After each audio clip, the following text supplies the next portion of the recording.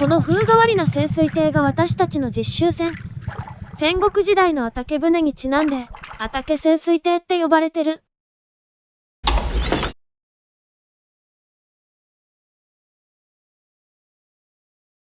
お、うまそうなもの食ってるじゃないか。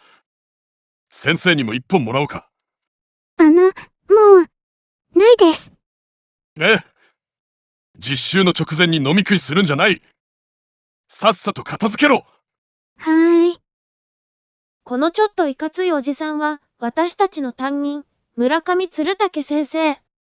ちなみに、ここにいる女の子たちや乗組員のほとんどは、瀬戸内海で活躍した海賊の子孫たち。では天候を取る。天崎伊代な。はい。因島紅子。はい。来島葵。はい。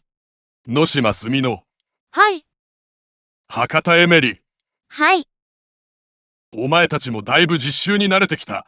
よって本日より新しい刀を支給する。前よりも強力な霊力を封じ込めた。名付けて鎮魂刀。チンコ島？鎮魂刀ではない。鎮魂刀だ。魂を鎮める刀と書く。ちんこと？もうよい。そろそろ現場に着く。気を引き締めてかかるように。はい。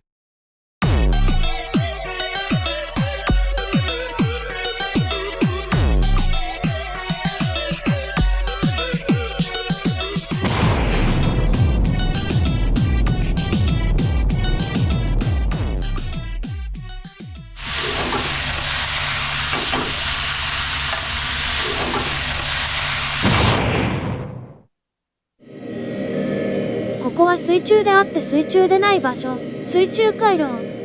つまり海底にある水の裂け目。ここが私たちの実習の場。今日は暇だね。何も来ないよ。腹減った。お昼にしようよ。いや待て。何か来るぞ。